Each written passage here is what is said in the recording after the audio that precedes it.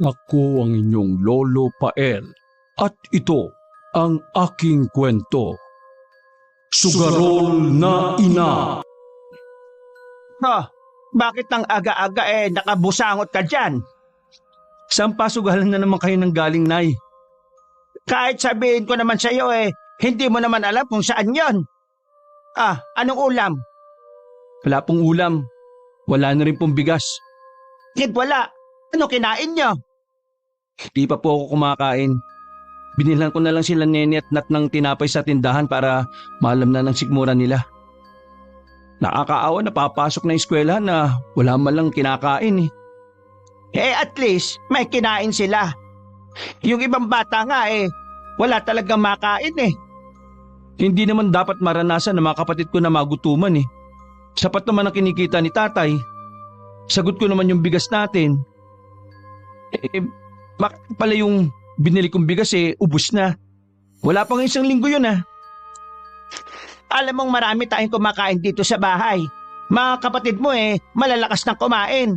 Tapos magtataka ka pa kung bakit madaling maubos ang bigas natin? Nagsusumbong si Nene. Pinamigay niyo raw yung bigas natin. Ano? Gusto niyo na namang magpasikat sa ibang tao habang nagugutom mga kapatid ko? Wala kasing pangsaing sina Kumaring Lloyda, kaya pinahiram ko muna. Parang bigas lang ipagdadamot mo. Ibabalik din naman Binayaran na ho ba? Ang alin? Yung bigas na pinahiram nyo. Nakalimutan lang. Ibabalik naman nila yon. Huwag kang apurado. Paano kung hindi mag-aapura? Iuuwi mamaya yung mga kapatid ko, wala silang kakainin. Check mo ko pinandidilata na mata. Tiyang tono mo parang hindi mo na ang kausap mo Umayos ka, Leo Baka sungal-ngalin ko yung bibig mo dyan. Ay nako, ayan na naman kayo O paano po yan?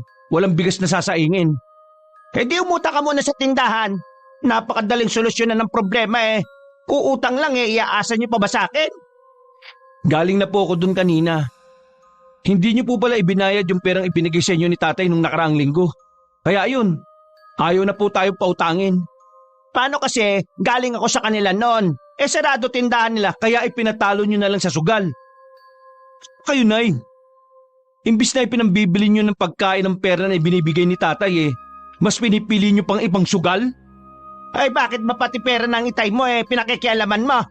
Hindi naman siya ibinibigay yun May sarili ka naman pera. Yun na lang ang pakialaman mo.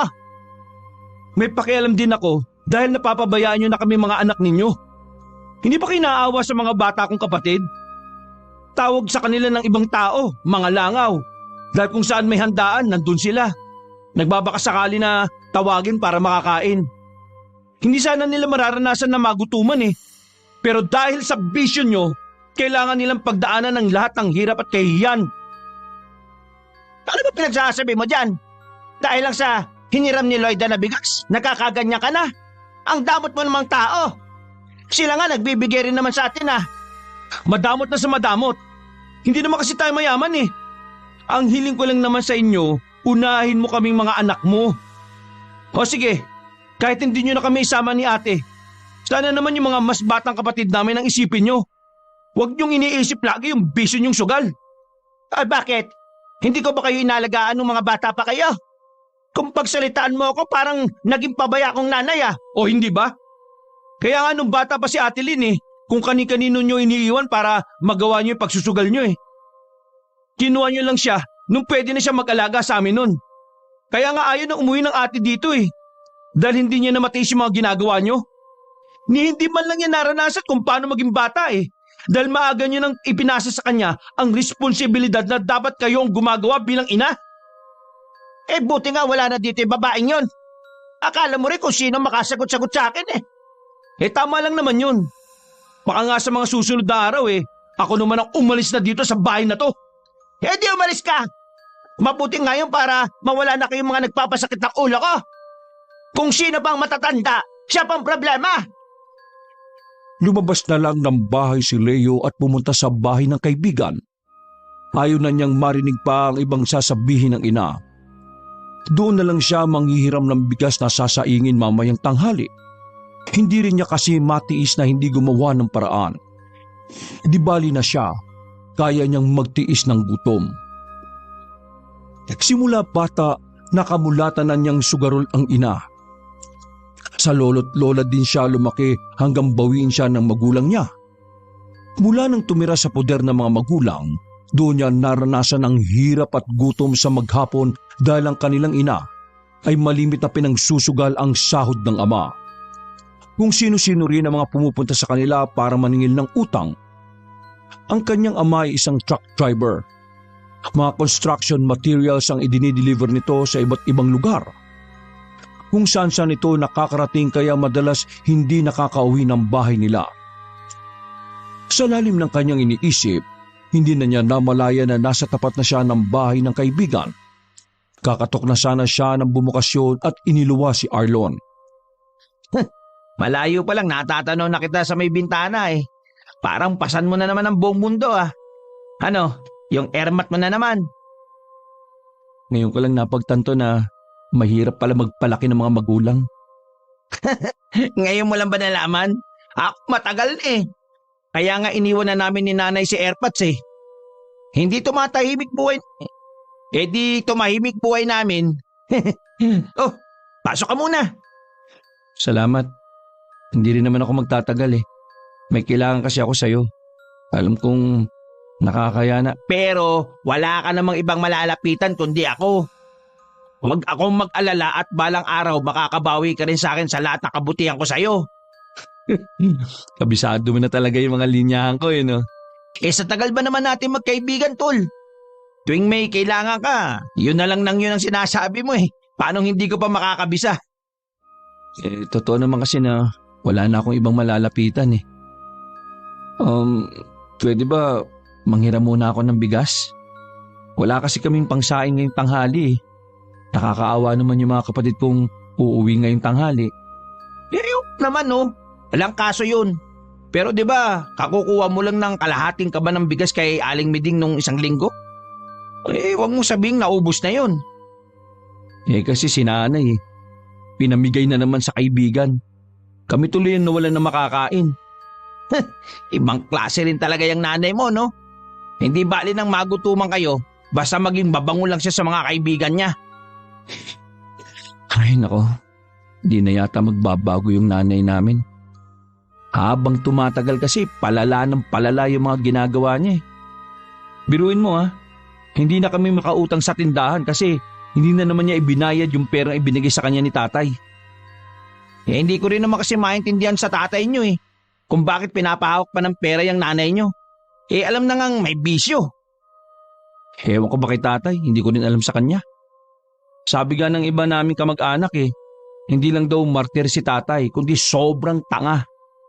Hindi naman siguro lingit sa iyo yung mga pinagagawa ni nanay sa kanya dati, di ba? Nako, sobrang bait lang siguro ng tatay nyo. At ayaw din niyang, syempre, masira yung pamilya nyo. Siguro nga. Pero sana naman kaya niyang manindigan sa kung ano yung tama. Di sana hindi kami yung nagsasakripisyo. Di bali, naniniwala naman ako na balang araw malalampasan nyo rin yan. Siya nga pala. Ano nga pala hiramin mo? Bigas nga sana. May sardinas pa naman dun sa bahay Sasamahan ko na lang ng talbos ng kamote. O sige, papairamin na rin kita ng pera. Tsak na, ubos na rin yung pera mo. Ay, naku, wag na.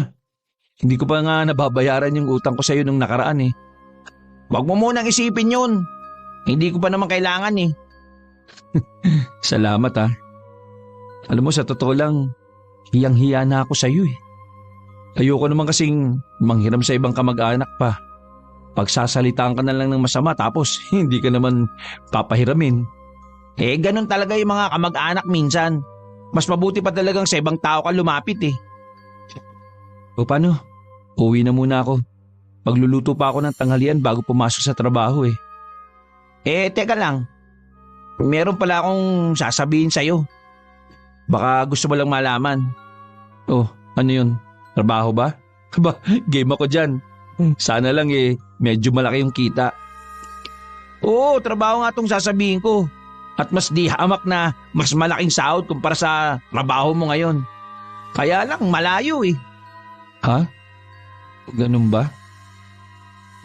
Alam ko kasi kaya ayoko din magtrabaho sa malayo dahil sa mga kapatid ko eh.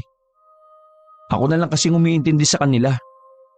Tsak na mapapabayaan na nila yung pag-aaral nila kapag hindi sila magagabayan. Ayoko na matulad sila sa akin na hindi nakatapos. Naiintindihan naman kita sa bagay na yan. Kaya lang sayang kasi. Pero, sige, pag-isipan mo pa rin ha. Kung sakali, ano bang trabaho at saan naman yan?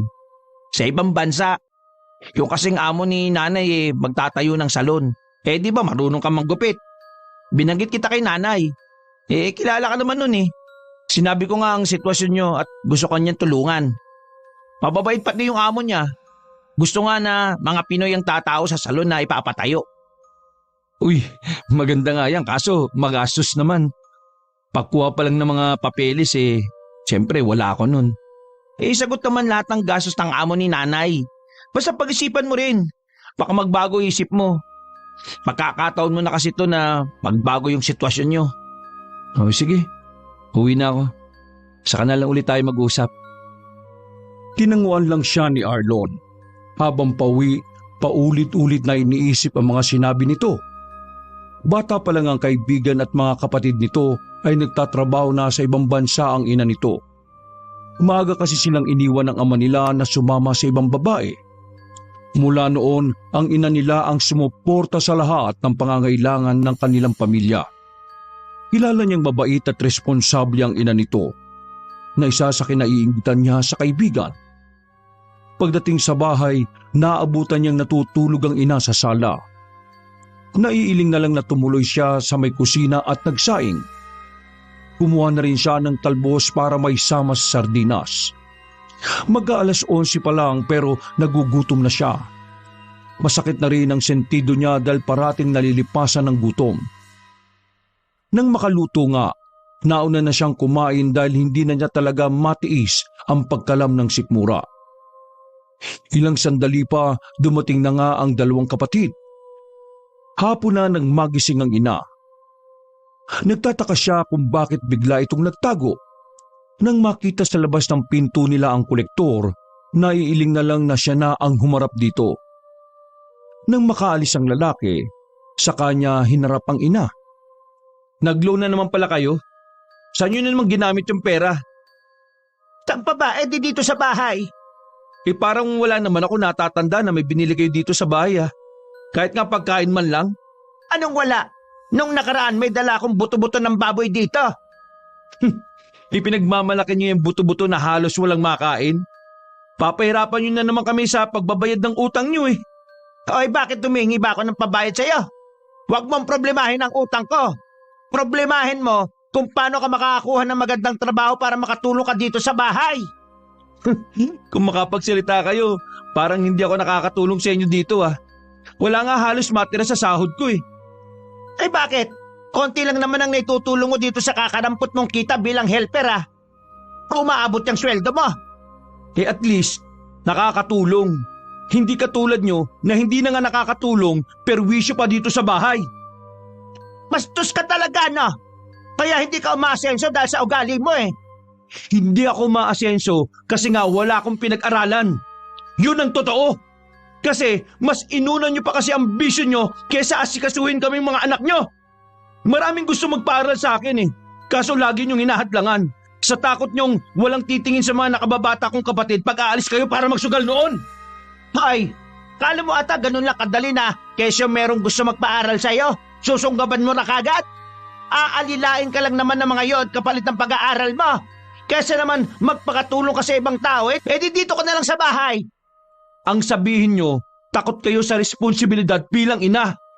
Mas gusto nyong magbuhay dalaga eh. Kaya nga ayaw nang umuwi dito ni ate dahil sa ugali ninyo. Hay, wag mo mabanggit-banggit ang babaeng yun dito ha. Simula nang umalis siya dito, hindi ko na siya itinuring na anak. Nagtatalo ba kayo mag-ina? Aba, malayo pa lang ako eh. Dinig na yung mga bunganga nyo ah. Ngayon ka pala uuwi? Akala ko sa isang linggo pa. Natapos na namin yung pagdi-deliver. Kaya nakauwi na ako. Ano ba pinagtatalunan nyo? Ha? Wala yon. Sabihin nyo na kay tatay, kaysa sa iba pa niya malaman. Ano ba yon? Ikaw na lang magsabi, Leo. Hindi po ibinayad ni nanay sa tindahan yung perang ibinigay nyo. Kanina rin may dumating dito na kolektor ng utang. Pinagtaguan na naman ni nanay. Magda naman. Di ba sinabi ko na sa'yo na tigilan mo na yung pangungutang mo? Lalo lang tayong mababaw nito sa utang eh. Paano hindi ako makakaisip na manghutang? Hindi naman sapat ang pera ibinibigay mo. Kulang pa nga sa gastusin dito sa bahay eh. Paano kulang? Hindi mo naman ibinibili dito sa bahay. Sinabi ko na rin kasi sa'yo na itigil mo na yung pagsusugal mo. Sisirain ka lang yan, pati buhay ng mga anak mo. Kaibangan ko lang naman ang pagsusukal ko. Akala mo naman lagi-lagi ako nasa sugalan na. Bago naman ako lumabas ng bahay natapos ko na ang mga trabaho dito at napakain ko na ang mga anak mo. Kahit kailan, hindi ako nagkulang sa pag-intindi sa mga anak natin. Ikaw, kahit kailan hindi kita pinagbabawalan sa pag-inom mo Dapat, wag mo rin akong pagbawalan sa pagsusugal ko. Bakit hindi kita pagbabawalan? Baw na nga tayo sa utang. Kung sino-sino na nga lang nagpupunta dito para maningil. Tapos, ubuta ka na naman ng panibago. Naiiling na lang na lumabas ng bahay si Leo. Iniwan niyang nagtatalo ang kanyang mga magulang. Tsak naman na hindi magpapatalo ang kanyang ina. Sanay na siya sa ganong eksena ng mga ito. Sa huli, ang ama rin niya ang susuko sa asawa. Nang sumunod na araw, isang beses na lang sila kumakain. Dahil ang sahod ng ama sapat lang para sa utang ng ina. Maliban sa 3 tindahan, sa mga kaibigan at 3 beses din palang nag-loan ng kanyang ina na hinala nila na ipinangtalo lang nito sa sugal, baon na rin sa utang ang kanyang ama sa trabaho.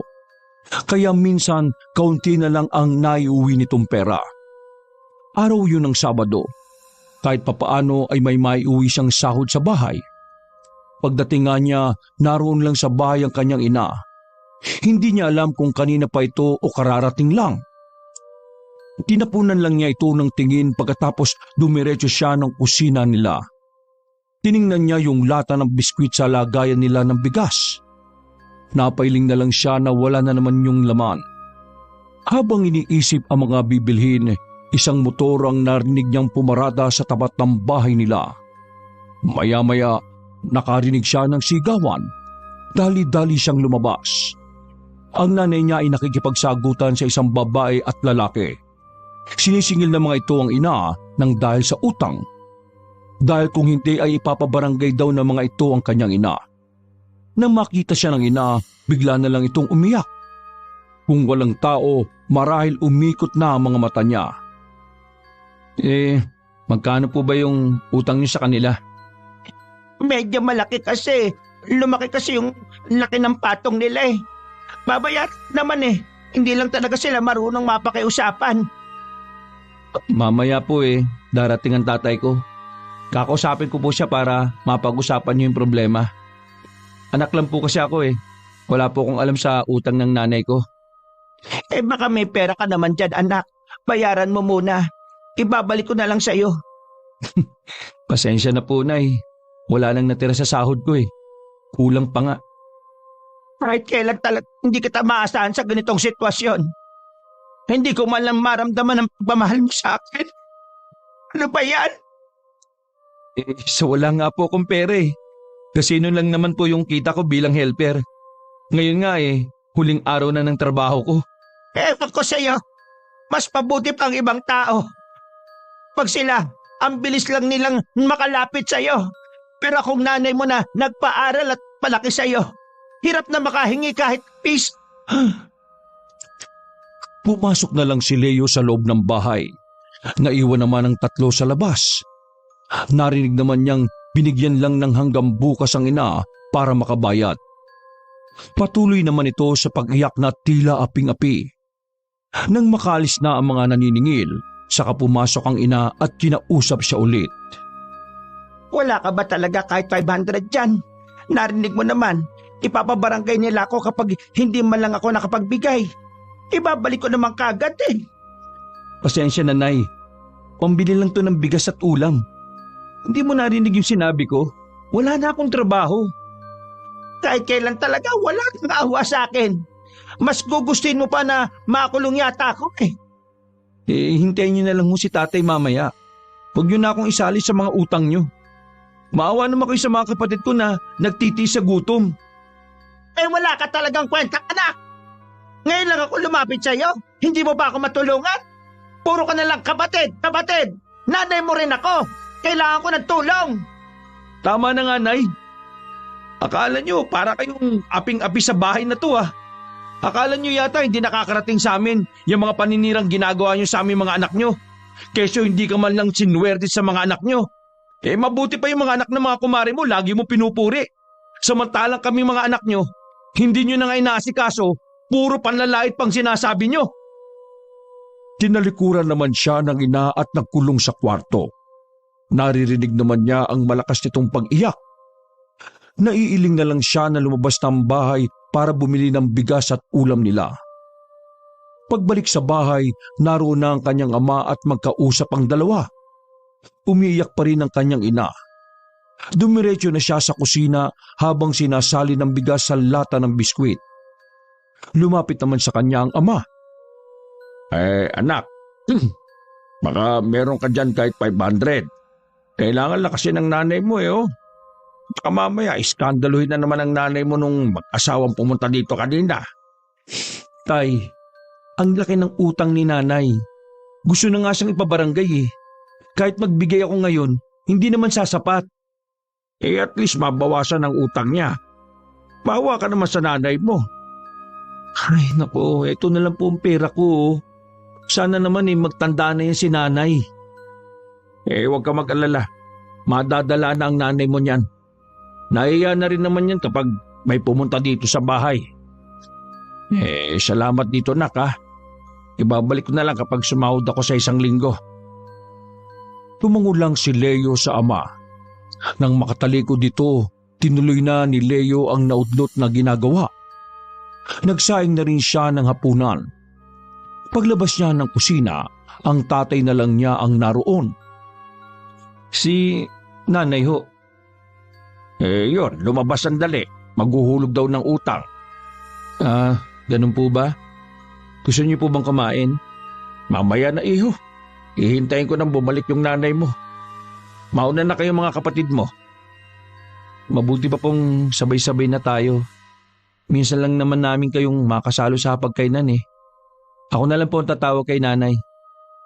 Sige nak. Ako nang bahalang maghain. Iba ang kutob ni Leo kaya siya na ang nagpresenta na hanapin ang ina. Kabisado niya kasi ito kapag may hawak na pera. Iisang lugar lang naman ang pupuntahan nitong tiyak. Habang tinutugpa ang makipot na daan, pabilis naman ang pabilis ang kaba sa dibdib niya. Nang malapit na siya sa bahay na sobrang liwanag at maraming tao, kusang bumagal ang kanyang mga hakbang. Sa pinakagitna ay naroon ang lamesa. May 3 taong nakaupo doon at ang isa ay ang kanyang ina. Nakaharap ito sa direksyon niya kaya kitang-kita niya ang tuwa nito habang nagbabalasa. Mabilis na lamang siyang tumalikod at bumalik ng bahay habang nagpupuyos ang kalooban. Nagulat pa ang kanyang ama nang makita na nag-iisa lang siya. Nasaan ang nanay mo? Nakahain ako. Ayun, nagsusugal po gamit yung huling pera ko. Ha? Sigurado ka ba dyan? Ang sabi niya maghuhulog lang siya ng utang niya Naniwala naman kayo kay nanay. Ilang beses na ba niya tayong niloloko? Paulit-ulit na lang Kailan po siya magbabago? Nakita ba mismo ng mga mata mo na nagsusugal siya? Oo nga po, tay. Bakit po ba hirap kayong paniwalaan? Kung gusto niyo po puntahan niyo kina Aling Bining. Parang nauupos na kandilang napaupo na lang ang kanyang ama. Ang mga nakababatang kapatid naman ay tahimik lang na nakikinig sa kanila. Kahit walang ganang kumain, sinabayan pa rin ni Leo ang mga kapatid sa pagkain. Inalala rin niya kasi na baka sa susunod na mga araw ay wala na naman silang makakain. Mabuti nang habang meron samantalahin na nila. Kinabukasan na umuwi ang kanilang ina. Parang wala itong nakita na dumiretso ng pasok sa kwarto. Sinundan naman ito ni Mang Pablo. Ipinansugal mo ba yung pera ni Leo? Akala ko ba ihuhulog mo lang sa utang mo para mabawasan? Ay nako, gasino lang yon. Baka isampal pa sa pagbumuka ko yon. Ang gusto nga ng babaeng yun bayaran ko ng buo yung utak ko sa kanya. Bakit ko pinilit na kunin kay Leo? Yun lang ang pera ng tao Ibabalik ko naman kagad kapag nakapag-loan ako. Huwag ka mo siya mag-alala. Para yun lang hindi siya makatulog. Tigilan mo na nga kasi ang paglo-loan at pangungutang. Lalo ka lang niyang nilulubog Hindi naman kasi sapat ang ibinibigay mong pera. Kaya napipilitan ako mag-loan. Di ba nga, malaki pa yung utang ko sa boss ko. Dahil pinilit mo kong mangutang dahil ibabayad mo kamo sa utang. Yung pala pinangsugal mo na naman. Ay nako, huwag mo na nga akong bungangaan. Kalalaki mong tao, wala ka nang ginawa kundi magbunganga. Hindi naman kita bubungangaan kung tama yung ginagawa mo Sinabi na nga tama na Hindi ka ba talaga titigil? Ikaw pa ngayon ang galit. Pinagsasabihan ka lang naman. Ayaw mo nga kasing tumigil Ba't mag-init ang ulo mo? Ano, talo ka na naman sa sugal ano? Ano nga yun kung talo ko? Paano kasi yung nagbigay ng pera masama ang loob kaya talaga matatalo ko? Kung ibinayad mo lang sana sa utang, di sana hindi ka pa natalo. Hindi ka ba talaga makaintindi ha? Ang liit lang ng 500 para ibayad ko sa utang. Ay nako, bahala ka na nga. Huwag mo na kaming aabalahin hinga ng pera para ipambayad sa mga utang mo. Maiyak-iyak ka pa dyan. Bahala ka na kung paano diskartehan yung mga utang mo. Nang mga sumunod na araw, iba-ibang kolektor at mga kaibigan ng ina ang nagpupunta sa kanilang bahay para maningil ng utang. May pagkakataon pa nga na nagtatago na lang ang ina sa kwarto at hindi hinaharap ang mga tao. Laging si Leo ang ama ang tumatanggap ng galit ng mga taong naniningil dito. May ilang beses na rin na ipinatawag ito sa barangay pero hindi sumisipot ang ina. Sabado ng hapon, nadatnan ni Leo na nagtatalo ang magulang. Alam mo, ito na lang ang natitira nating ari-arian. Gusto mo pang ibenta? Pero mga bata, Hindi naman natin to ibebenta. Isasangla nga lang. pareho na rin yon. Sa tingin mo, saan ako kukuha ng panghulog sa tubo para hindi tumari mata? Isip ka nga. Paano yung mga utang ko? Hahayaan mo na lang ba ako makulong? Mas importante pa ba sa yung bahay na ito kaysa sa akin, ha? Kasalanan mo naman Nung pa kita sinasabihan na itigil mo na yung pagsusugal mo, hindi ka nakikinig sa akin at sa mga anak mo. Huwag na nga tayo magsisihan. Nandito na to. Tulungan mo na lang ako na makaalis sa problema ko. Pamilya tayo. Tama lang na magtulungan tayo. Yung problema ko, problema nating lahat. Naiiling na lang ang ama ni Leo sa mga katwiran ng asawa. Maging ang binata ay dismayado sa pagiging makasarili ng ina. Hindi man lang sila iniisip nito. Ang mahalaga lang dito ay masolusyonan ang sarili nitong problema. Sa huli, napapayag din ng ina ang ama na isanla ang bahay nila. Isinanla yun sa kakilala ng ina na nasa abroad ang asawa. Makalipas lang ang ilang araw, hawak na nila ang pera. Nung una, ayaw pumayag ng ama na ipahawak sa asawa ang pera pero nagagalit ang ina. Ako ang babae. Dapat lang ako ang humawak ng pera. Mas mabuti pang ako na ang humawak. Baka kung saan mo na naman dalhin yan at hindi mabayaran ng mga utang mo. Kaya nga ibigay mo sa akin para mabayaran ko ng mga utang ko. Hihintayin mo pa bang iba tawag ako sa barangay? Kaya akin na yung pera. Ako na ang bahalang humawak. Napilitan na ring ibigay ni Mang Pablo ang pera rito. Mahigpit pa niya itong binili na ibayad lahat sa mga utang ang pera. Di bali nang walang matira sa kanila na pangkain nila basta maubos lang ang utang nito. Tumangulang si Magda na nangingisla pa mga mata sa tuwa habang binibilang ang pera. Nasundan naman ng naiiling na tingin ni Leo ang ina habang naglalakad dito palayo. Bakit niyo naman po binigay lahat ng pera sa kanya? Alam niyo naman na kapag may hawak na pera si nanay puro sugal lang ang alam gawin nun. Hindi yung gagawin ng nanay mo. Alam niya na yun na lang ang pera natin. Tsaka takot siyang makulong. Aba, kung hindi pa niya ibabayad yon, hindi ko na alam ang gagawin ko. Sana naman po nagtira kayo kahit pambili natin ng bigas. Hanggang mamayang gabi na lang po kasi yung bigas natin dyan eh. Ha? Ganun ba? Eto, may 200 pa ako dito. Ibili mo muna yan. Ang importante naman natulungan natin ang nanay niyo sa problema niya. Kesa naman na pati tayo guluhin ang mga naniningil sa kanya. Ay naka, sige po tay. Lalabas muna ako. Magtatanong lang ako sa mga kaibigan ko kung meron silang alam na trabaho na pwede kong pasukan. Mamaya ko na to ibibili pag uwi ko. O sige na, mag-iingat ka. Ako na lang munang bahala dito sa bahay. 1 linggo na ang lumipas nang maisanla ang bahay nila.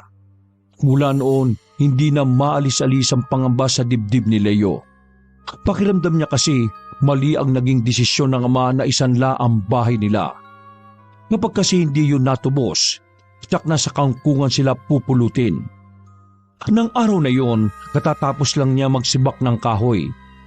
Kasalukuyan niya yun ibinibilad sa arawan para matuyo. Hilaw pa kasi ang mga kahoy na sinibak niya. Bahagya pa siyang nagulat nang biglang sumulpot sa harapan niya ang kaibigan. Oh, napadalaw ka. Nandito ko ba para maningil? Pasensya ka na pre, wala pa akong pera dito ha. Sira, dinadalaw lang kita. Hindi ako nandito para maningil. Kinabahan naman ako bigla sa'yo. O tara, pasok tayo sa loob. Nandiyan ba yung mga magulang mo? Si tatay, mamayang gabi pa uwi nun. Si nanay naman, alam mo na, ginagawa lang niyang tulugan tong bahay namin. Hindi ko alam kung kailan ang uwi. Mabutit man wala ang nanay mo. Ayoko kasing marinig niya yung sasabihin ko. Nung isang araw pa sana ako pupunta dito kaso nag-aalangan nga ako. Hintay na lang sana kitang pumunta sa bahay kaso baka abala ka lang kaya hindi ka nagagawi. Ang totoo niyan nahiya na ako na pumunta sa inyo Baka isipin mo, kaya ako nandun para umutang na naman. Uy, ano ka ba? Hindi ko yun iisipin Yung mga ibinibigay ko sa'yo at pagpapautang, wala yun sa ginawa mong pagligtas sa akin noon. Sus, pinaalala mo pa yun. Wala sa akin yun. Kahit sino gagawin yun. Teka, ano nga pala yung sasabihin mo? Ay nako, sige, maupo na muna tayo kasi mahaba-haba yung sasabihin ko sa'yo. Ha? Tungkol ba saan yan? Alam mo bang nag-chat yung nanay mo sa nanay ko? Tumawag kasi si nanay sa akin at nabanggit nga niya. Kinukumusta ka nga Ano ba yung sinabi ng nanay mo? Humihiram nga daw sa kanya ng pera yung nanay mo. Pambayad lang daw ng mga utang niya. Ha? Kailan ba nag-chat si nanay? Kasi bayad na nga yung utang niya Kaya nga isinanla yung bahay namin para mabayaran lahat ng utang niya. Ni piso nga wala man lang napunta dito sa bahay Nung isang gabi lang Nabanggit nga daw na naisanla yung bahay niyo. At saka isa pa pala Alam mo ba na tuluyan ng ibinenta ng nanay mo yung bahay niyo? Ha? Hindi pwede yun. Sinanla lang to at tutubusin rin naman. Kapag nawala to sa amin, saan na kami titira? Ewan ko. Ito meron pa. Malaki ang naipatalo ng nanay mo sa sugal nung isang gabi lang.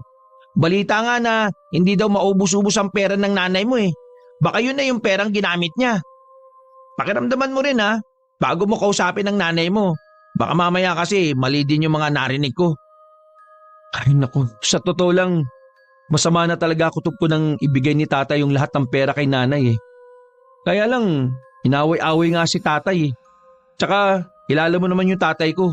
Takot yung kay nanay. Oo nga Sana lang mali ako Dahil kung hindi, malaki ang kakaharapin yung problema. Yung tao kasing pinagsanla nyo ng bahay, kilalang swapang din. Baka kasi dumating yung panahon na gipitin kayo sa pagbabayad. Kapag nagkataon, hindi ko na alam ang gagawin ko. Ngayon pa nga lang para na akong mababaliw sa mga problemang inakyat ni nanay dito sa bahay Tsaka, paano pa kami gigipitin kung naibenta na yung bahay? Nag-uusap pa sila ng kaibigan nang biglang dumating ang isang lalaki. Pakilala nito ay kolektor ng utang. Hinahanap nito ang kanyang ina. Noon niya napag-alaman na ang laki pala ng utang ng ina at kahit isang hulog ay hindi pa nakakapagbigay.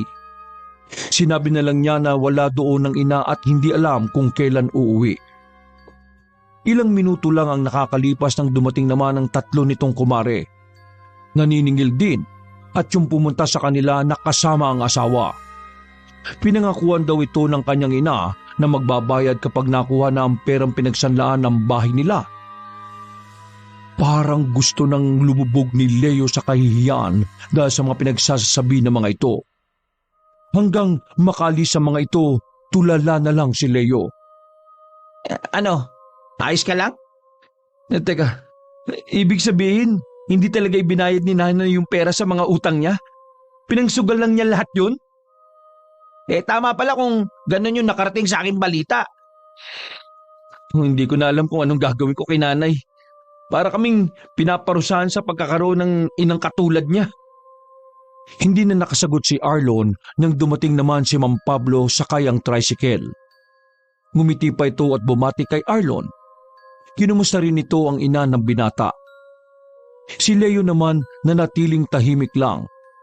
Iniisip kung paano sisimulan ang natuklasan tungkol sa kanyang ina. Maya-maya pa nagpaalam na rin si Arlon sa kanila.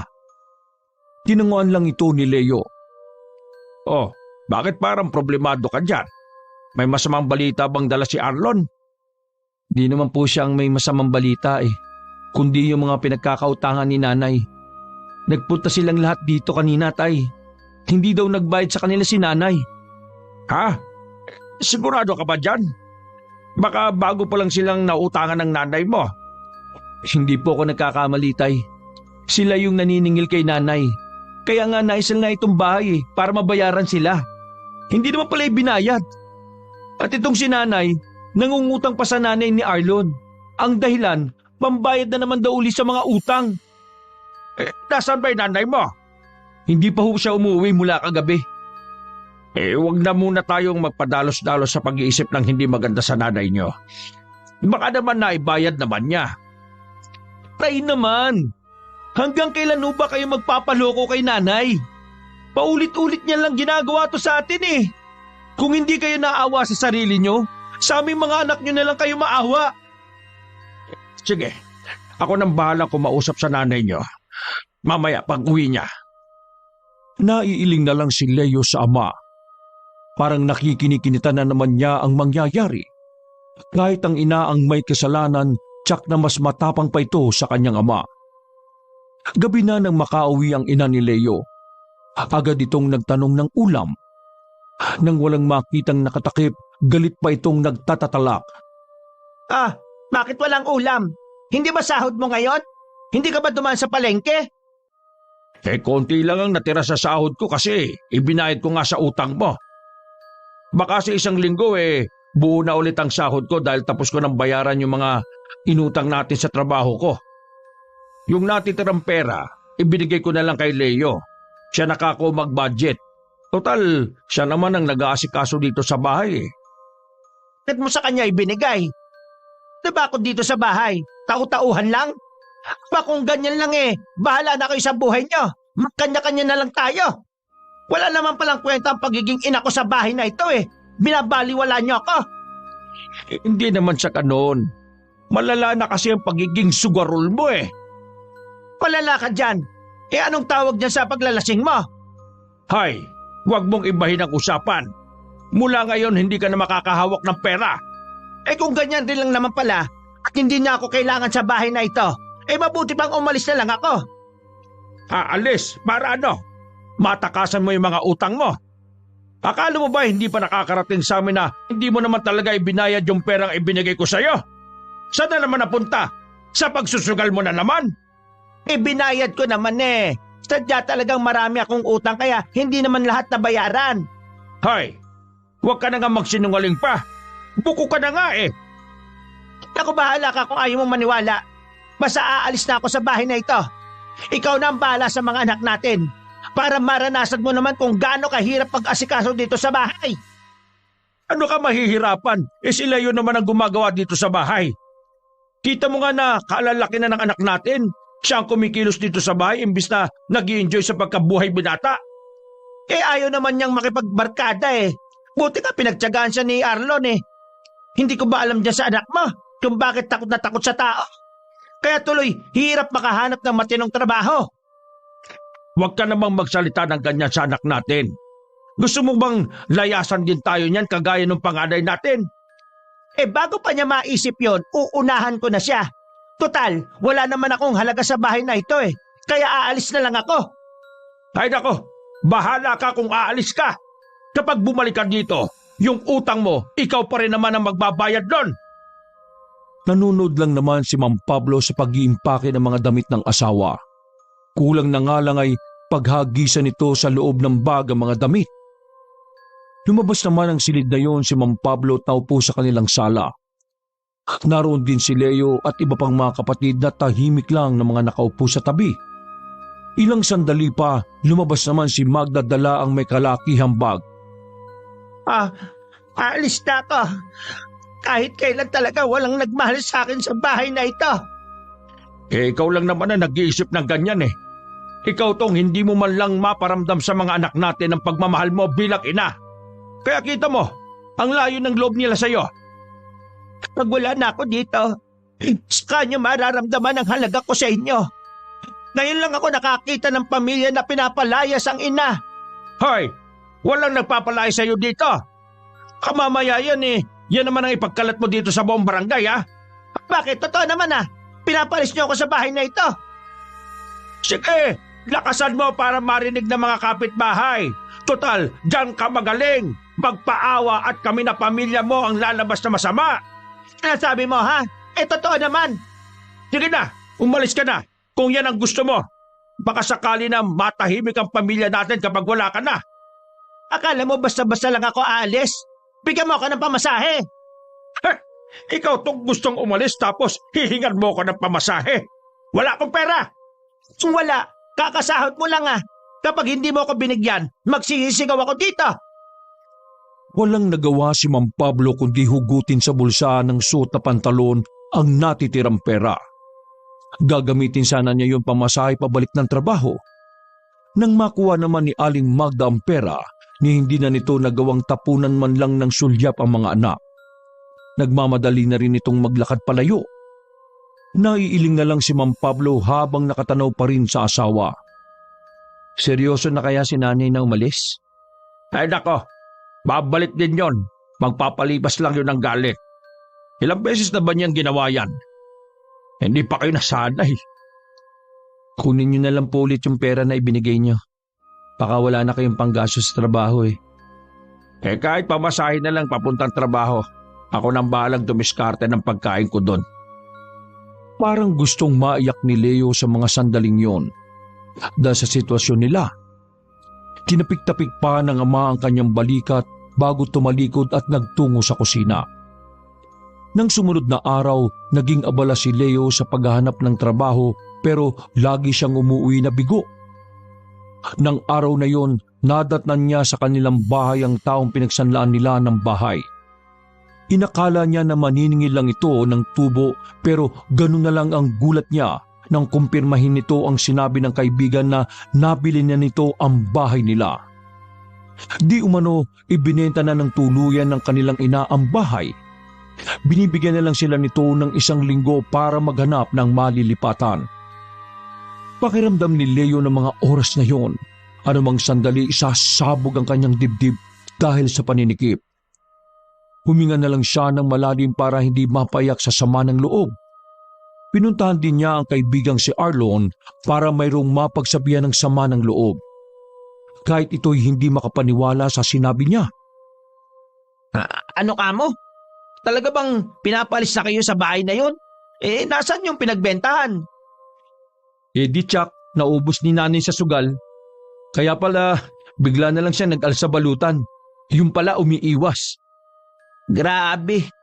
May ganun palang ina. Walang pakialam sa sariling pamilya.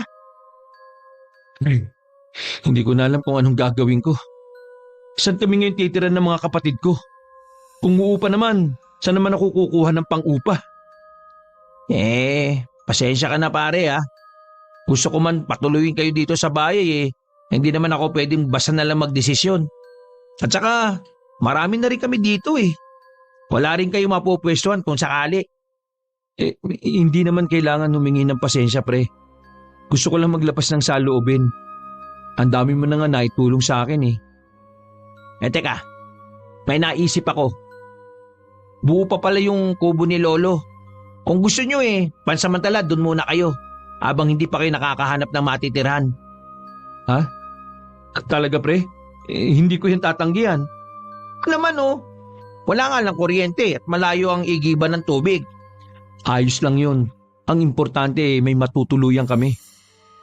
Tila kahit papaano ay nabunutan ng tinik sa dibdib si Leo. Pero naroon pa rin ang labis na pag-aalala kung paano sasabihin yun sa ama. Dumating ang huling araw na ibinigay na palugit ng bagong may-ari ng bahay. Naabutan sila ng kanilang ama na nagliligpit ng mga gamit. Oh, bakit para yata kayong lilipat ng bahay? Bakit yung nililigpit ng mga yan? Kasi po tay, pinapalis na po tayo ng bagong may-ari ng bahay na to. Ha? Hindi kita maintindihan. Paliwanag ka kung ano ang nangyayari dito. Tay, dumating na yung pinagsanlaan ng bahay natin. Sabi niya, ibinenta na raw ni nanay ang bahay natin sa kanya. Hindi maaari yun. Ako ang kausap niya. Ba't sa akin siya nakipag-usap, hindi sa nanay niyo? Hanggang ngayon na lang tayo sa bahay na to eh. Hindi na po sa atin tong bahay, tay. Kaya po siguro nag-alsabulutan ng ina para makaiwas sa konfrontasyon. Hindi ako papayag na mawala ang bahay na ito. Pamana pa sa akin to ng mga magulang ko Teka nga lang, kakausapin ko yung taong yon. Hindi ako papayag na basta na lang niya kunin yung bahay na ito. Tay, sasamahan ko na po kayo. Wag na! Ako na lang ang pupunta mag-isa. Bantayan mo na lang yung mga kapatid mo dito. Pero tay, baka mapano kayo? Kilala niyo naman yung taong yun. Alam ko naman pero kakausapin ko lang naman siya. Tingin ko sinumantala niya na makuha yung bahay natin Wala naman dapat si Cindy dito kundi si nanay Kung hindi dahil sa pagkalulong niya sa sugal, hindi sana magkakaletse-letse ang buhay natin. May kasalanan din ako, anak. Napabayaan ko ang nanay niyo. Hinayaan ko siyang malulong sa bisyo niya. Wala po kayong kasalanan, tay. Responsable naman po kayong ama at asawa Si nanay po talaga ang may kasalanan sa lahat ng ito. Pati tayo, hinihila niya pababa. Ano tayo aasenso nito? Baka sakali na mabago na ang takbo ng buhay natin. Wala na ang nanay niyo O sige, pamaya na lang iho. Hindi tayo pwedeng mag-aksaya ng oras. Nais pa sanang tumutol ni Leo pero mabilis nang nakalayo ang ama. Gusto sana niyang sumunod pero marami pa siyang kailangang iligpit. Hindi rin naman kasi yun kakayanin ng mga kapatid. Napapabuntong hininga na lang na itinuloy niya ang pagliligpit ng mga gamit. Ayaw din niyang kasing magbakasakali na magiging positibo ang pakikipag-usap ng ama sa taong nakabili ng kanilang bahay. Sumagi rin sa kanyang isip ang ina. Sa dami ng mga atrasong ginawa nito sa kanila, ang ginawa niyang yun ang pinakamatindi sa lahat. Unti-unti na rin siyang nakakaramdam ng galit dito. Hanggang dumabi na hindi pa rin dumarating ang kanyang ama. Nailipat na rin niya ang ilang gamit sa kubo na titirhan nila. Nagpaiwan muna siya sa bahay nila para hintayin ang ama. Kahit na antok, pinilit pa rin labanan ni Leo ang pagbigat ng talukap na mga mata. Pasado 11:00 na nang dumating ang kanyang ama na kasama ang 2 tanod. Ayon sa mga ito, pinahuli ang ama dahil sa pagwawala nito. Matapos humingi ng paumanhin sa mga tanod ang binata, umalis na rin ang mga ito. Ano na po bang nangyari? Nagwala nga po ba kayo doon? Totoo na hindi na sa atin ang bahay na ito. Paano nagawa to sa atin ng nanay niyo? Bakit? Hindi ko na rin po alam kung paano sasagutin ang mga katanungan niyo, tay. Mabuti pa ho tara na sa kubo. Anong kubo? Ito ang bahay natin, hindi tayo aalis dito. Pero tay, wala na po tayong magagawa pa. Kaysa naman po na pwersahin tayo na umalis dito. Sige na po tay, sumama na po kayo sa akin. Naghihintay na po yung mga kapatid ko sa kubo. Iniwan ko lang nga po sila dun dahil hinihintay ko kayo dito. Ano na lang ang sasabihin ng mga tao sa atin? Ganito na ba tayo kamiserable? Huwag po tayong mawalan ng pag-asa, Tay. Malalampasan din natin ito. Sa ngayon po pagtiisan po muna natin yung kung anong meron tayo. Buti nga po inalok ni Arlon yung kubo ng namayapa niyang lolo. Nang hindi na umimik ang ama, inakay na ito ni Leo. Nagpatianod na rin naman ang ama. Ramdam pa rin ng binata ang pagtutol nito na umalis sa bahay na yon. Habang nga naglalakad sila palayo, palingon-lingon pa ang ama. Hanggang makarating sila ng kubo ay wala itong naging imik. Sinuyod ni Mang Pablo ang kubo. Tanging gasera lamang ang tumatanglaw sa loob. Tulog na ang dalawang anak sa nag-iisang papag sa dulo. Napansin niya ang sirasirang dingding at tanging tumatakip sa dalawang bintana ay ginupit na sako. Parang gusto na namang magtubig ng mga mata ni Mang Pablo dahil sa awa sa mga anak. Huwag na po kayo mag-alala, Tay. Konting ayos lang po ito. Gaganda rin ito. Ay nako, pasensya na kayo. Hindi nyo dapat to nararanasan Malaki rin ang naging pagkukulang ko sa inyo. Huwag niyo na pong isipin yun, Tay. Ang importante po makapagsimula po tayo ulit. Mabait pa rin po ang Diyos sa atin. Hindi niya hinayaan na sa kalye tayo pulutin. Alam niya na wala tayong kamag-anak na maaaring tumulong sa atin kaya si Arlon na lang ang ginawa niya kasangkapan para makatulong sa atin. Tama ka, anak. Maswerte pa rin tayo. Bueno, bukas wala akong pasok. Aayusin ko muna itong kubo para bago ako pumasok sa trabaho maging komportable na kayo dito. Napangiti na rin si Leo. Kahit siya parang gusto na ring mapayak sa naging sitwasyon nila. Pero mas pinili pa rin niyang magpakatatag. Naglatag na lang ng karton at sapin sa lupa ang ama at doon nahiga. Samantalang si Leo naman ay tumabi na lang sa mga kapatid. Kahit naging mailap ang gabing yon at panakanakang naririnig niya ang paghikbi ng ama ay nakatulog pa rin naman siya. Tunog ng tila napuputol na kahoy ang nagpagising kay Leo. Iinat-inat pa siyang bumangon at sumilip sa may bintana. Nakita niya ang ama na may mga dalang kahoy at kawayan. Kahit inaantok pa, lumabas na siya ng kubo para tulungan ng ama. O Tay, anong oras po kayo gumising? Madaling pa bumangon na ako. Marami kasing kukumpunihin dito sa kubo Kailangang matapos ko kagad. O sige po, Tay, tutulungan ko na po kayo. Teka, nagkape na po ba kayo? Hindi pa nga Kaya mo na. Mamaya na lang siguro kapag natapos na tayo dito. Bago magtanghalian, natapos na rin nilang ayusin ang mga silang dingding. Nagpahinga lang silang mag-ama para mananghalian. Habang kumakain, nabanggit ni Leo na pwede palang magtanim ng mga gulay sa paligid. Maganda nga yung naisip mo, iho. Total mahilig tayo sa gulay kahit tong mga kapatid mo. Makakatipid pa tayo sa ulam at masusustansya pa ang makakain natin. Oo nga po. Magpapaalam lang po muna ako kay Arlon kung pwede magtanim. Papayag naman yon. Ay, hindi pa nga pala ako nakakapagpasalamat sa batang yon Napakaswerte mo at nagkaroon ka ng ganong kaibigang maaasahan. Tama po kayo, Tay. Minsan nga po, nahihiya na ako sa kanya dahil sa dami na nang naitulong niya sa atin. Naniniwala ako na balang araw may babalik mo rin sa kanya mga kabutihan niya sa atin. Oo. Kapag ako naman po ang umasenso, hindi ko siya kakalimutan. Nang makatapos sila ng tanghalian, nagpaalam lang sandali ang ama na magpapahinga bago nila ituloy ang ginagawa. Si Leo naman naglinis muna kasama ang dalawang kapatid sa kubo. Nang may ayos nga ang loob, kahit papaano ay naging maaliwalas ang loob ng kubo. Nang magising ang ama, Agad na rin niyang inayos ang pagkukumpuni sa mga sirang haligi at pader ng kubo. Kinabukasan, maagang umalis si Mampoldo para pumasok sa trabaho. Maya-maya lang, ang mga kapatid naman ng binata ang pumasok sa eskwelahan. Habang nag-iisa, inabala na lang ng binata ang sarili sa mga gawaing bahay at pagsisibak ng kahoy na panggatong. Habang abala, dumating naman si Arlon. O pre, ano? Ayos lang ba kayo dito? Oo naman, no? Salamat nga pala at pinatuloy mo kami dito, ha?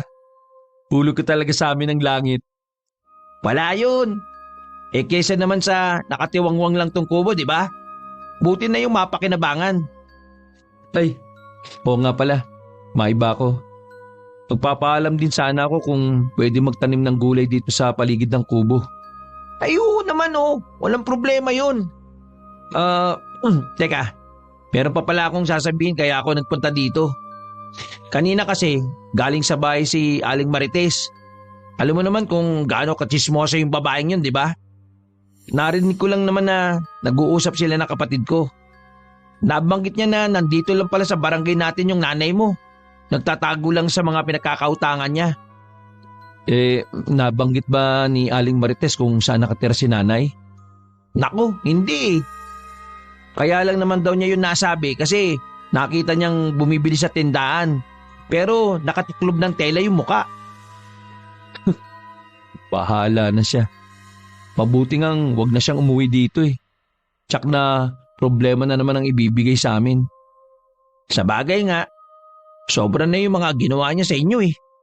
Baka ngayon, hindi niyo nakasama ang nanay niyo, baka gumaan na rin yung pamumuhay niyo. Ang mga sinabing yun ng kaibigan ay naramdaman ni Leo sa sumunod na mga araw. Magaan ang pasok ng pera sa kanila sa kabila ng sila pa rin ang nagbabayad ng ibang utang ng ina. Dumalaw rin kasi sa kanila ang kanyang ate. Maayos naman daw ang trabaho nito. Kaya regular na itong magpapadala sa kanila. Binanggit rin niya rito ang kagustuhan na makapag-abroad. Nangako ang kapatid na susuportahan siya sa kanyang plano. Walang kaalam-alam ang ama na unti-unti na niyang inaayos sa mga papeles niya. Tuwang-tuwa nga si Arlo nang malaman nito ang kanyang desisyon. Atin-atin lang muna to ha. Ikaw at si ate lang naman ang pinagsabihan ko eh. Saka ko lang siguro ipapaalam kapag malapit na akong umalis. Sa bagay nga, mas maganda nga na wala munang makaalam. Yung mga taga rito pa naman sa atin, ang lalakas sa mga radar. Kapag hindi ka pa nakakalis kung ano-ano na sasabihin. Tapos kapag nandun ka na, tingin sa'yo, utangan na ng pera. Tingnan mo na lang si nanay. Nung nandito pa siya kung ano-anong ibinabato sa kanya mga hindi magagandang salita. Ngayon nagchat-chat na para mangumusta daw. May utang. Ay nako, ganun talaga ang mga tao dito eh. Isama mo na si nanay. Ay, oo nga pala. Wala ba kayong balita sa kanya? Wala. Hindi rin naman kami interesado eh. Tama ka nung sinabi mo na gagaan yung buhay namin ngayong hindi na namin siya kasama. Hindi na kami hirap sa pagkain ngayon eh. Nabayaran na rin ni tatay yung mga utang namin sa tindahan. Mabuti naman kung ganun. Kaya lang, paano kung bigla na lang siya sumulpot dito? Hindi na siguro. Sana nga wag na siyang magpakita pa eh. Hindi naman siya hinahanap ng mga kapatid ko. At saka, kung mahal niya kaming pamilya niya, hindi na aabot ng ilang buwan na hindi pa siya nagpaparamdam. Tamango-tango lang si Arlon tanda ng pagsang-ayon sa kanya. Pero may kakaibang-kabang naramdaman si Leo nang banggitin ng kaibigan ng pangalan ng ina. Nang sumunod na araw, muling dumalo sa kanila ang nakatatandang kapatid. May dala itong mga dilata at pagkain. Tuwang-tuwa naman ang nakababatang kapatid dahil marami silang babaunin sa eskwelahan. Kinumusta rin ito ang pag-aayos niya ng mga papeles. Sinabi niyang malapit niya nang makumpleto at maaari na siyang makakuha ng passport. Kapag daka ay umalis rin agad ang kanyang kapatid dahil may trabaho pa ito. Idinaan lang nito ang mga pinamili at nagbigay na rin ng kaunting halaga para pangdagdag gastos nila. Nang hapon din yun ang uwi ng kanilang ama. Masaya pa silang nagkukwentuhan na magkakapatid nang dumating ang ama. Pero ang saya nila ay agad ding napalis nang makita ang ama na kasama ang kanilang ina. Mga anak, kasama ko ang nanay niyo. Kumpleto na ulit tayo. Nako, sobrang namiss ko kayo. Lagi ko lang kayong tinatanaw mula sa malayo eh. May merienda ba dyan? Nagugutom na kasi kami. Paano po kayo nakita ni nanay? Pumunta siya sa trabaho. Hindi siya makadiretso dito kasi nahihiya. Nako, grabe palang hirap ang pinagdaanan ng nanay niyo. Halata nga sa kanya na nangangayayat siya eh. Kaya sana kalimutan na natin yung nakaraan.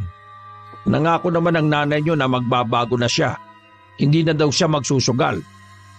Oo mga anak, pangako. Hindi na ako magsusugal. Nagbago na ako. Baka naman kaya kayo bumalik dahil nabalitaan nyo na wala na kayong utang. Baka problema na naman ang dalhin nyo sa amin eh. Leo, huwag ka naman magsalita ng ganyan sa nanay mo. Kahit ano pa mangyari, nanay mo pa rin siya. Oh, saan pupunta? Kinakausap pa kita. Hayaan mo na siya. Nabigla lang siguro ang anak mo. Hindi ko naman siya masisisi kung may sama siya ng loob sa akin. Nang gabing yun, kinausap ng masinsina ni Mang Pablo ang anak. Nasa labas sila ng kubo at parehong nakaupo sa upuang kawayan na ginawa nito. Alam ko na galit ka sa nanay mo. Pero sana bigyan mo sana siya ng isa pang pagkakataon na maipakita na nagbago na siya. Sana lang po tamang desisyon yung tanggapin siyang muli dito. Alang-alang na lang sa akin, anak.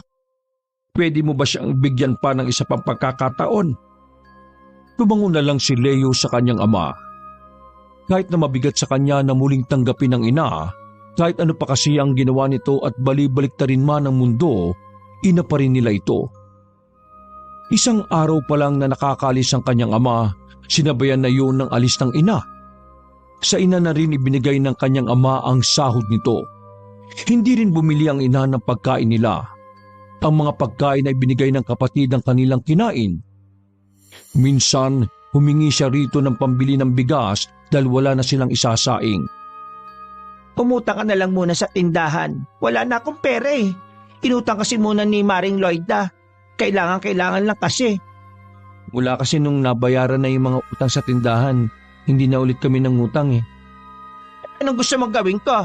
Bawiin ko yung pinautang ko. Nakakahiya naman dun sa tao. Pinautang niyo ba talaga? O pinangsugal na naman ninyo? Bastos ka talaga. Hindi ka pa rin pala nagbabago. Ikaw nga dyan palamunin pa rin hanggang ngayon. Katanda-tanda mo na, wala ka pa rin trabaho. Kaya wala akong trabaho dahil ako ang nag-aasikaso dito sa bahay at sa mga kapatid ko. Ngayon nandito na ako. Ako nang bahala sa bahay at sa mga kapatid mo. Kaya maghanap ka ng trabaho para hindi ka maging pabigat dito.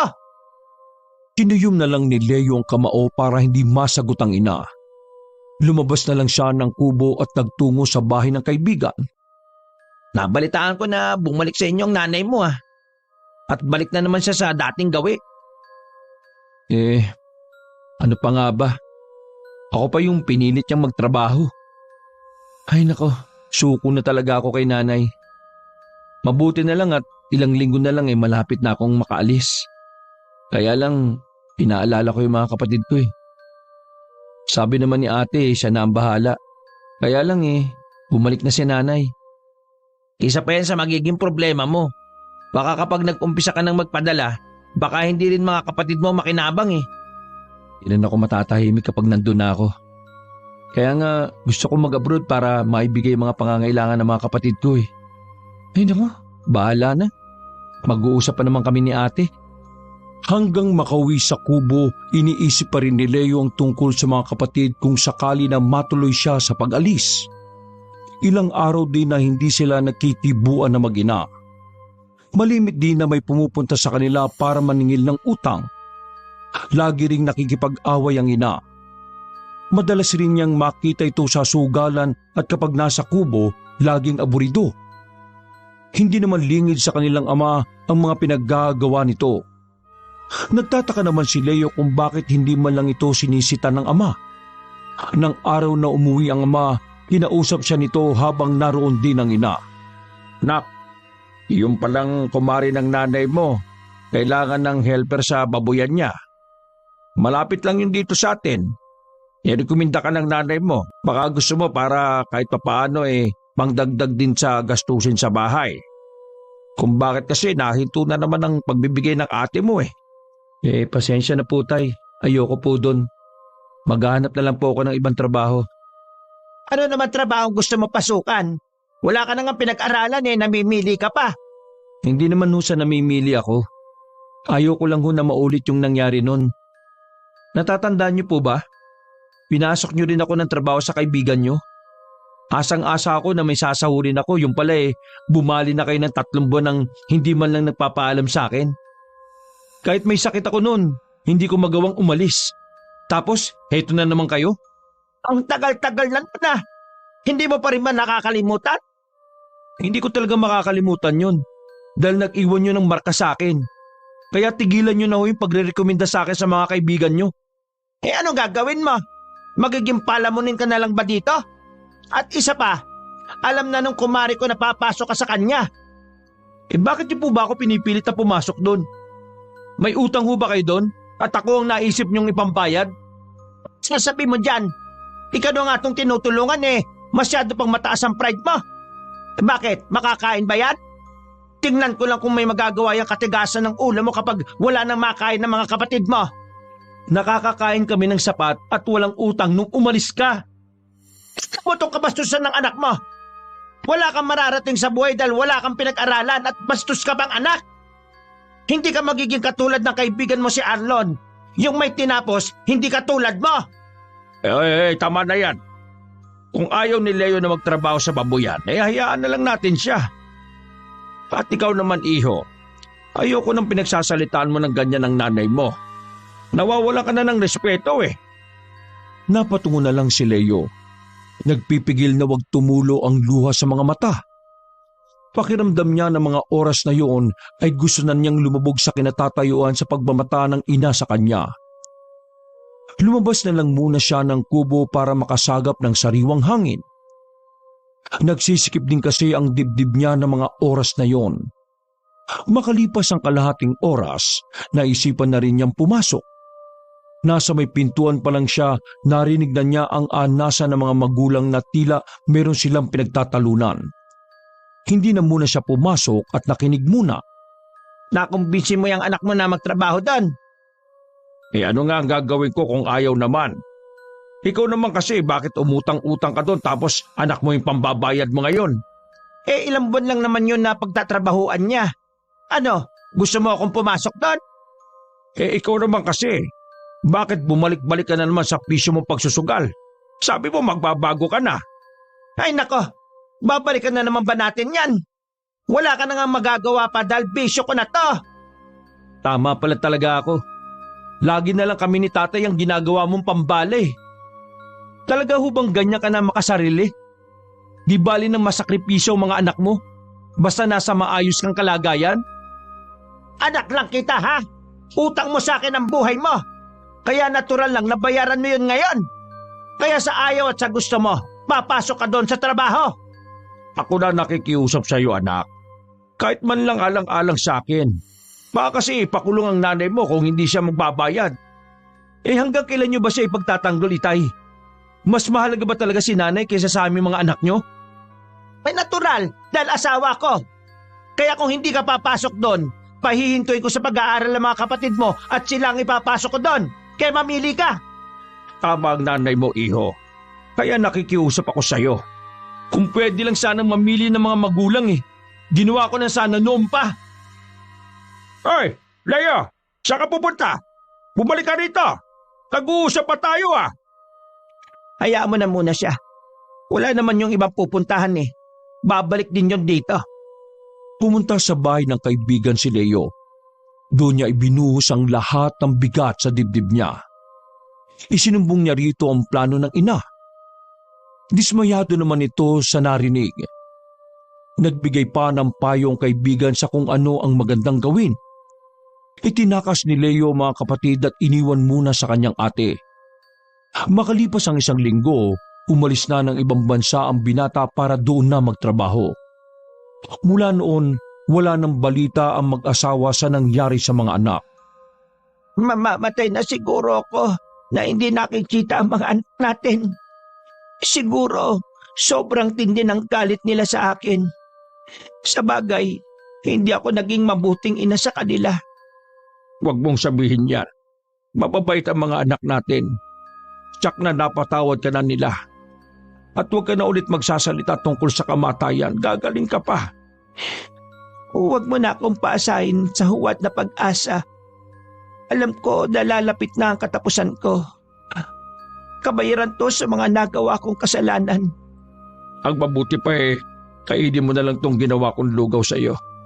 Kaninang umaga hindi ka na kumain Maraming beses nang pinatingnan ni Mang Pablo ang asawa sa mga doktor. Lahat sila ay walang makapagsabi kung ano talaga ang sakit ng asawa.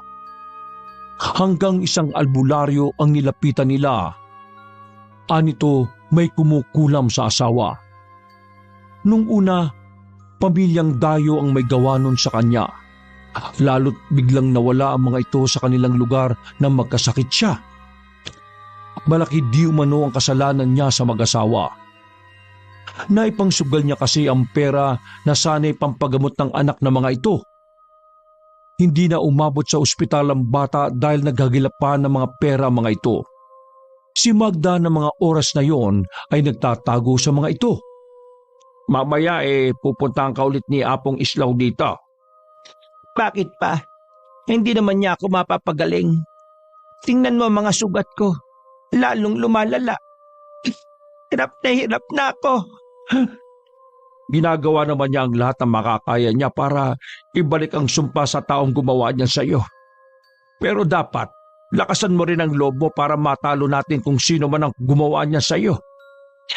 Ayoko na. Mamaya, sasapit na naman ang gabi. Ayoko nang marinig ang mga palahon ng isang batang kasabay ng mga sakit sa buong katawan ko. Bakit hindi na lang niya ako tapusin kaagad? Kaysa unti-unti niya akong pinapahirapan. Tuwing gano'n na ang sinasabi ng asawa, nananahimik na lang si Mang Pablo. Alam niya na hirap na rin ito. Sabi nga ng albularyo, intensyon talaga ng kung sino man napahirapan ng asawa hanggang ito na mismo ang humiling sa kamatayan nito. Nasa labas si Mang Pablo ng mga sandaling yon. Ang laki na rin ang ibinagsak ng kanyang katawan at puti na ang lahat ng buhok. Naabutan siya ni Arlon doon. Mang Pablo, kumusta po kayo?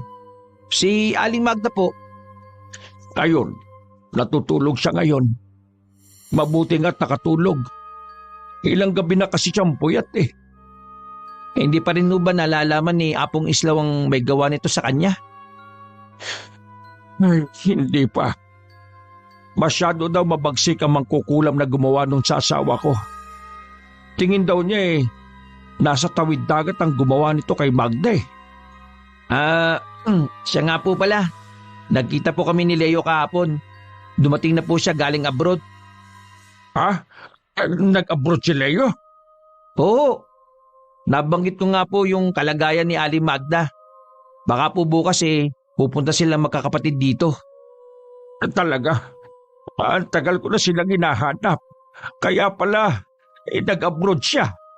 Mabuti naman at naging maayos naman pala ang buhay nila. Alam ko na hindi pababayaan ni Leo mga kapatid niya. Nang ibalita nga ni Mang Pablo sa asawang sinabi ni Arlon, bumukas kagad sa mukha nito ang saya at pananabik na makita ang mga anak. Kinabukasan, maaga pa lang ay dumating na ang magkakapatid. Halos hindi makapagsalita si Mang Pablo sa nakikitang postura ng mga anak. Malayo na kasi ang mga itsura ng mga ito sa dati na laging marungis at mga payat. Parang gustong manliit sa sarili dahil bilang ama wala siyang nagawa para mapabuti ang mga anak. Isa-isang nagmanot yumakap sa kanya mga anak. Pagkatapos, lumapit naman sila sa kanilang ina na walang tigil sa pagtulo ng mga luha sa mga mata. Tawarin niyo ko mga anak. Salamat sa huling kakataon Napagbigyan niyo ko na makita kayo. Matagal na po namin kayo napatawad, Nay. Patawad po kung ngayon lang kami nagpunta rito. Hinihintay pa kasi ako ng mga kapatid ko eh.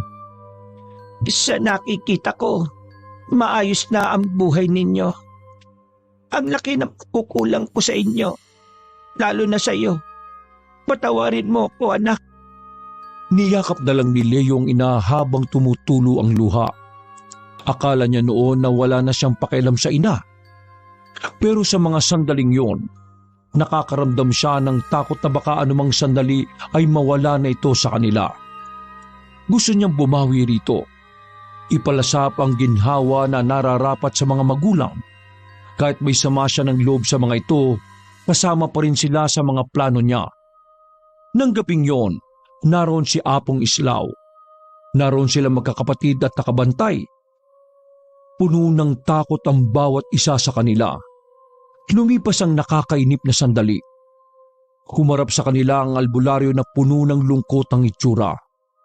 Parang itinulos na lang sa kinatatayuan niya si Leo habang ang mga kapatid at patakbong nilapitan ng kanilang walang buhay na ina habang nag-iiyakan. Isang linggo pagkalibing sa ina, isinaba na nila sa bahay ang ama nila. Nais nilang bumawi dito sa panahon na hindi nila ito nakasama. Sa kabila ng mga ginawa ng kanilang ina, hinahanap-hanap pa rin nila ang presensya nito. Kahit walang magandang alaalang naiwan sa kanila ang ina, ang huling sandali na nakasama nila ito at nayakap ay alaalang babaunin nila habang buhay. Wakas!